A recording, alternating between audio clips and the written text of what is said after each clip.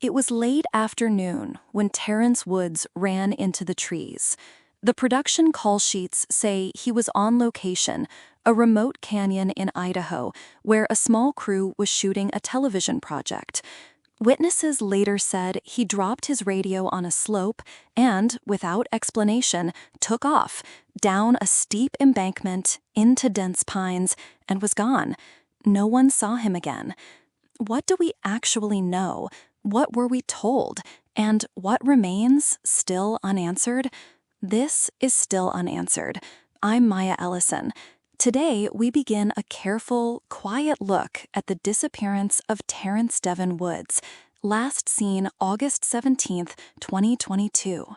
Terrence Devin Woods, August 17, 2022. Thank you, Maya. I'm Samuel Ortiz. I study how searches unfold in remote terrain and how investigations handle missing persons, especially when the terrain and the timeline are complicated. I'm here to help separate practical realities from the things we assume. Before we go further, a note about how we'll do this. There's no music on this show, only voices and the space between them. That's deliberate. We'll be precise about what's verified, what is disputed, and where we're speculating. We'll keep Terrence and his family front and center. We won't sensationalize. We'll be trauma-informed. And we'll be transparent when we don't have answers. This episode is the first in a series. We are not claiming to solve the case today. We are asking hard questions, and we are naming gaps. And we'll also acknowledge something that matters. When a young black man like Terrence disappears in a rural, predominantly white area, there are layers, social, institutional, and cultural, that can change how quickly attention and resources move. We'll talk about that carefully. Let's start with who Terrence was. Not the headline, not the byline. Terrence was 26 when he disappeared. He grew up in Los Angeles, family close by, worked his way into the film and TV world as a production assistant, the kind of person who keeps a set moving.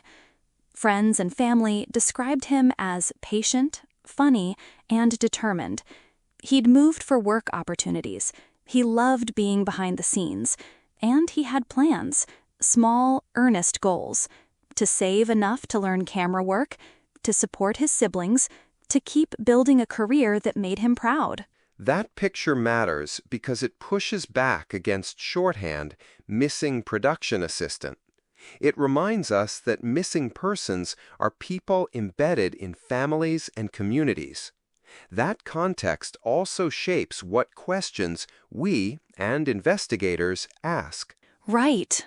And the family has been very clear in interviews and public statements that Terrence wasn't someone who vanished to start a new life.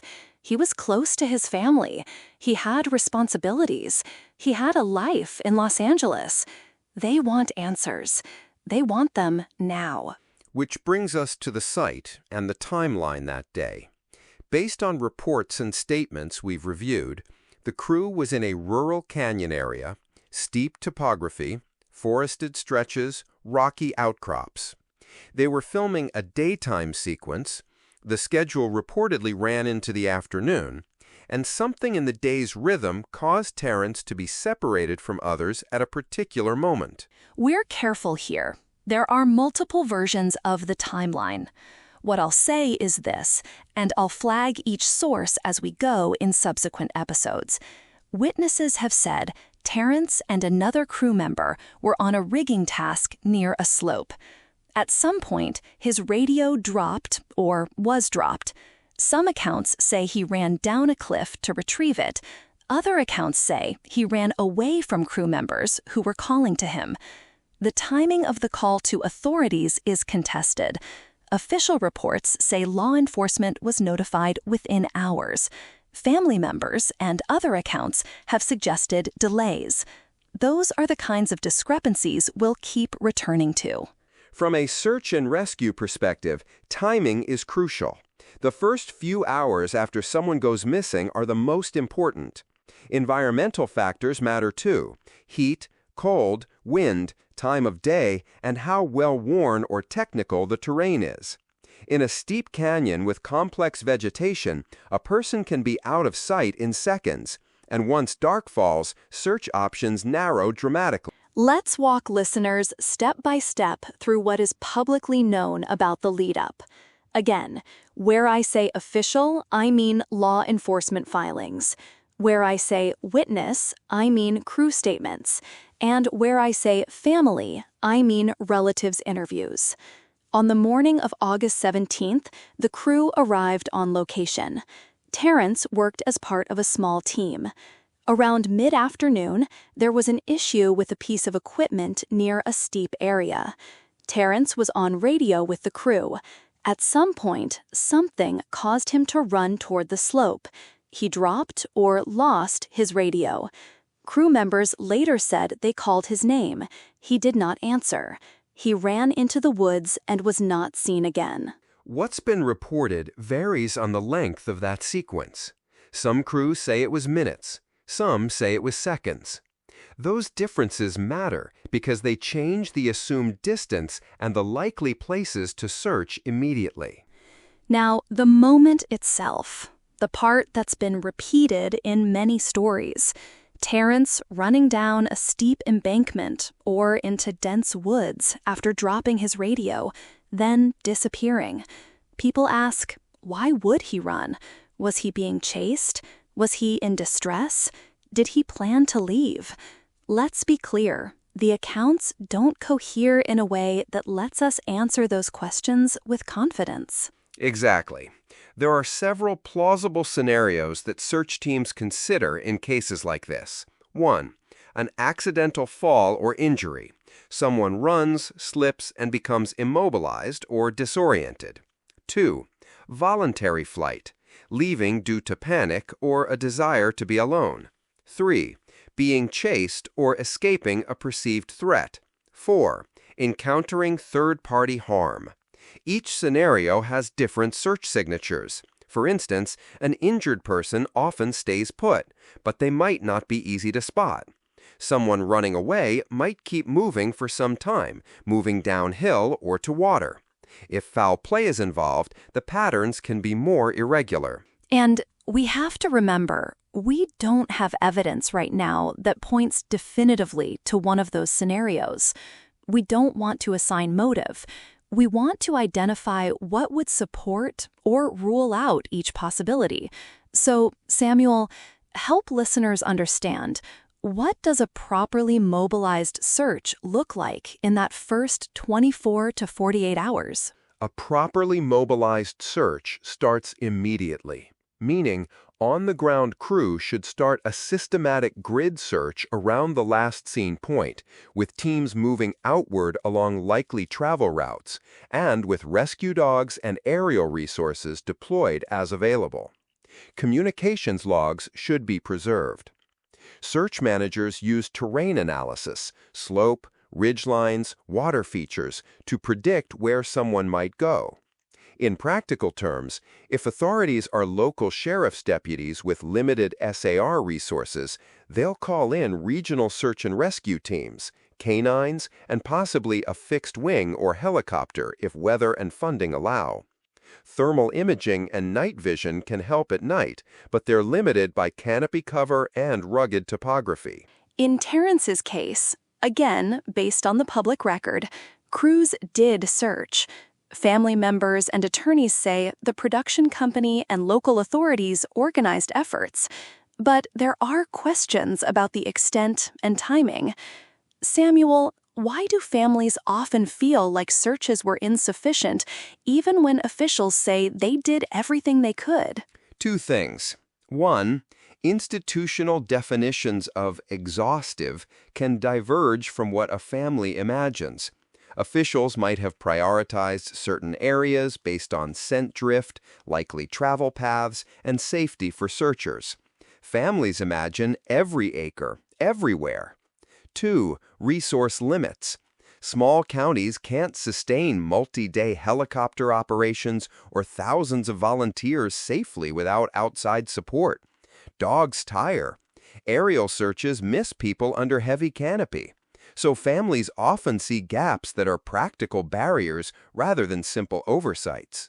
But the family in this case has noted specific gaps they feel matter, areas on the map they believe weren't searched, questions about how soon a dog team was actually on site, and whether key witnesses were interviewed promptly. Those are not just emotional complaints. They are verifiable points we can investigate by requesting logs, flight records, and interview transcripts. Yes, those records, 911 call logs, radio logs, canine deployment reports, SAR after-action reports, are crucial. They show the cadence of response. They also often show where coordination broke down, which is common when multiple agencies, private security, and private companies are involved. We'll be requesting those records. We'll also be speaking with people who understand how productions run in remote locations, because that industry context matters. For instance, how are safety protocols documented? Who's ultimately responsible for on-site safety? The production company, the location manager, local contractors? Those are questions that affect how an event is reported and how subsequent searches are conducted. And there's another layer here I want to underscore: media attention. Cases that get immediate, sustained media coverage often get more resources and public pressure. But that coverage can be uneven. Race plays a part. Studies show that missing white women historically get disproportionate attention compared to missing black men. That doesn't mean investigators don't care. It means public pressure, donors, volunteers, higher-level agency attention often follows media attention. Which is part of why we're doing this series. Terrence's family has said they felt that the case did not receive the same level of attention that similar disappearances of white colleagues sometimes get. They felt isolated in a rural place with few local resources. They also described moments of being on the receiving end of skepticism. That's a wound in itself. A family shouldn't have to fight to be believed when their child is missing. No. And beyond media, there are legal and procedural questions. For instance, were the production company's internal reports shared with investigators? Were crew member statements consistent over time? Did shift changes and crew fatigue affect memory reliability? These are the kinds of procedural details that, if mishandled, can produce conflicting narratives. We'll get into those specifics in later episodes. For now, let's turn to the family's perspective and some of the lingering doubts they've raised. Terrence's mother has been quoted saying she was told different things at different times about when he vanished, about how the crew searched, about what evidence was recovered. She described waiting for updates that never came and feeling shut out of the process. Those are not just complaints. They can affect the trust necessary for a cooperative investigation. Trust is essential. When families and investigators trust each other, information flows faster. When that trust is absent, families may hold back or pursue their own searches, which can complicate official efforts. Part of rebuilding trust is transparent documentation. And that's one reason your plan to request records is important, Maya. We'll also talk about the emotional cost. I want listeners to hear this. Families live with uncertainty in a very specific way. Day-to-day life becomes punctuated by reminders, birthdays, small rituals, an empty chair. The family described sleepless nights, revisiting text messages, replaying the last conversations as if they can extract a clue, a detail, anything. That constant reliving is a kind of ongoing trauma. And trauma affects memory and testimony, which is another practical concern for investigators who must balance compassion with the need for accurate, corroborated evidence. Let's talk about media coverage, theories, and misinformation. After Terrence's disappearance, you could see the case morph in the public eye. Threads on social media, speculation about why he left, rumors about altercations on set. Some outlets repeated unverified details that later proved inaccurate. Other venues amplified darker theories without evidence. That's dangerous for several reasons. It can lead to harassment of witnesses, it can drown out verified facts, and it can pressure investigators to respond defensively rather than methodically. Misinformation also creates false leads that waste investigative resources. If volunteers chase a viral claim about where someone might be, it can disrupt coordinated searches and create safety risks. It's why professional investigators ask people to report credible, specific information rather than post conjecture online. We'll outline the major theories people are talking about without endorsing them. One theory is accident or disorientation in difficult terrain. That's plausible given the location. Another is a mental health-related flight. Someone panics and runs. That's a possibility, though there's no public evidence Terrence was suicidal or planning to leave. A third is foul play, that someone on set or an unknown third party harmed him. That's more serious, and, if true, would require a criminal investigation. There's also the idea of voluntary disappearance, which the family rejects. Each of these theories has implications that can be tested with evidence. Right now, the evidence is insufficient to confirm any. And that's precisely where responsible reporting needs to stay, mapping what would support or weaken each theory. For instance, if an autopsy or remains were found, that would shape the investigation in a certain way. If cell tower pings or phone data showed movement, that would be another. Absent that, we focus on patterns, timelines, and witness credibility. Now, a question we get a lot from listeners. Why focus on this case now? Why do this series? For a few reasons. One, it's a serious human story that touches on how missing person cases are handled in remote working contexts. Two, it examines how race and industry practices can interact to create gaps in accountability. And three, there are still open, answerable questions, records to request, people to interview, search protocols to analyze that could move our understanding forward. This is not a cold case crusade for spectacle. It's a methodical attempt to gather information, to keep the public record honest, and to center a family's right to answers. And it's worth saying, Maya, that cases like Terrence's illuminate broader patterns.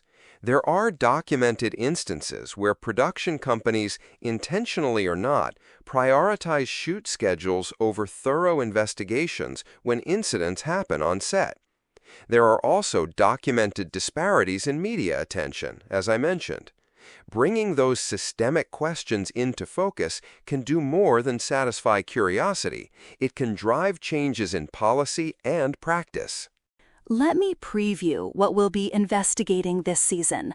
Episode by episode, we plan to interview Terrence's family and friends on record, speak with search and rescue professionals who work in mountainous terrain, request and review official records, 911 logs, SAR reports, production safety documents, talk with legal experts about production company liability and reporting responsibilities, analyze media coverage patterns, and, if possible, speak with crew members and representation from the production company to give them a chance to explain their actions and to respond to questions. We'll be asking very specific questions. When exactly was law enforcement notified? How were areas prioritized for search? Were any surveillance or aerial images captured? What safety training did the crew receive? What internal communications exist? We'll also put out an open request for tips. Real, verifiable information helps. But, and this is important, it must be handled responsibly. If you have information, contact local authorities first. If you want to share with us as journalists, we'll provide safe channels. Do not engage in doxing, harassment, or vigilantism. That harms families and can jeopardize investigations. If you have information, contact local authorities first. If you want to share with us as journalists, we'll provide safe channels. Do not engage in doxing, harassment, or vigilantism. That harms families and can jeopardize investigations. If you have information, contact local authorities first. If you want to share with us as journalists, we'll provide safe channels. Do not engage in doxing, harassment, or vigilantism. That harms families and can jeopardize investigations. If you have information, contact local authorities first. If you want to share with us as journalists, we'll provide safe channels. Do not engage in doxing, harassment, or vigilantism. That harms families and can jeopardize investigations. If you have information, contact local authorities first. If you want to share with us as journalists, we'll provide safe channels.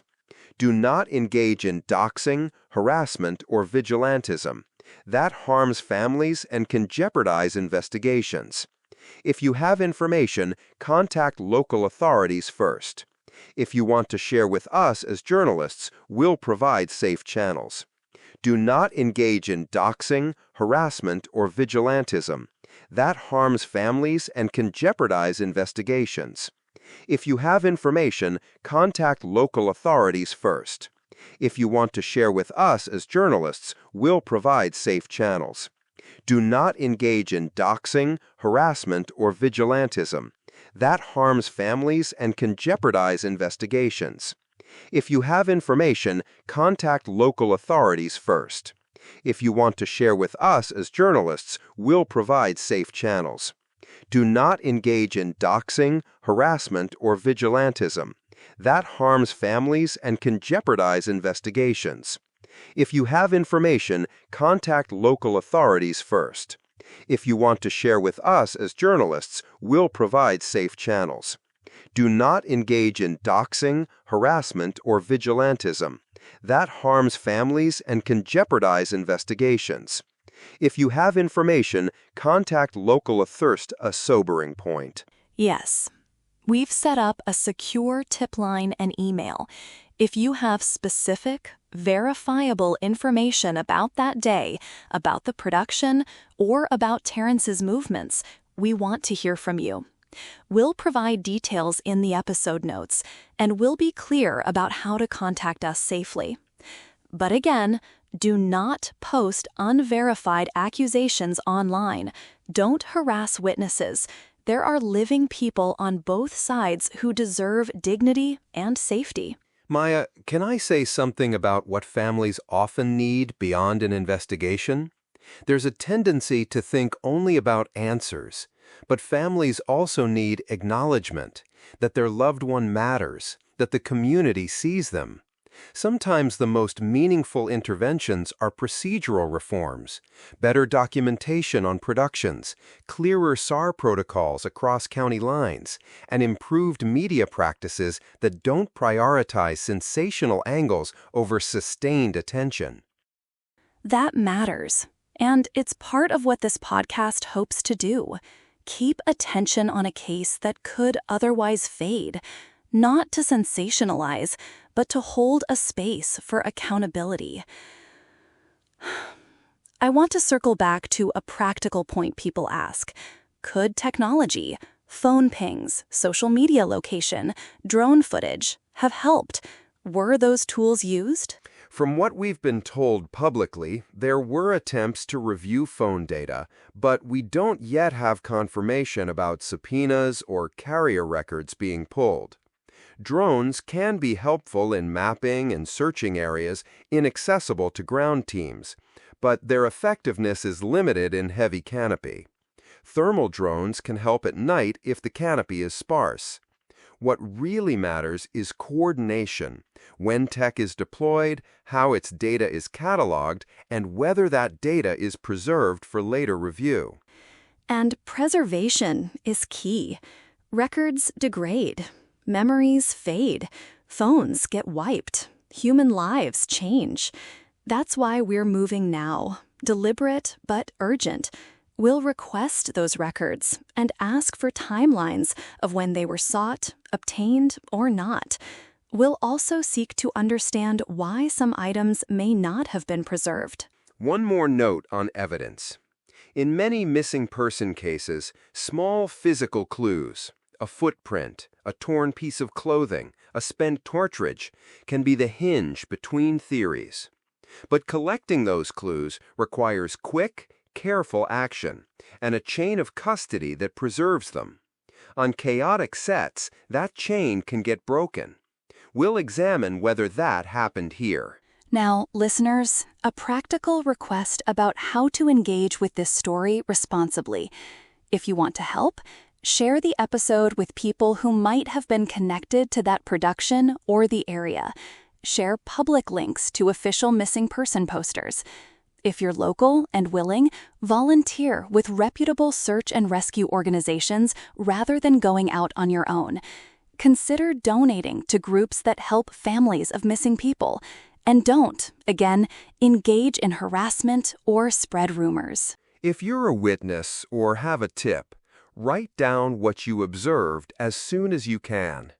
Dates, times, descriptions, and the sequence of events matter. Note whether others were around. Record who else you told and when. Those details are often more useful than conjecture. Before we close, I want to return the focus to Terrence. He was 26. He was a son, a brother, an aspiring filmmaker. He had a laugh his family remembers, a favorite meal his mother makes for holiday dinners. These are small things, but they're everything when a person is missing. We'll list key identifying details now. His full name, Terrence Devin Woods. Age at disappearance, 26. Last seen, canyon area near. Redacted for safety, our production will include exact coordinates and show notes for investigators. Date, August 17, 2022.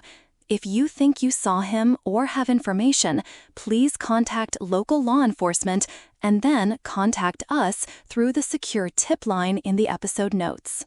Maya, one final technical note for listeners interested in search methodology.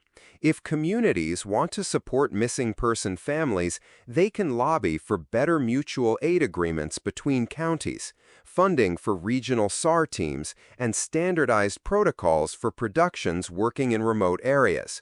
Those are concrete policy steps that reduce the chance of investigatory gaps in the future. Important, actionable steps. We'll be back next week with our first deep document dive, the call logs, the SAR after-action reports, and our request to the production company for internal safety documents. We'll also speak with a member of a regional search and rescue team about how searches are planned and what goes wrong when things are hurried.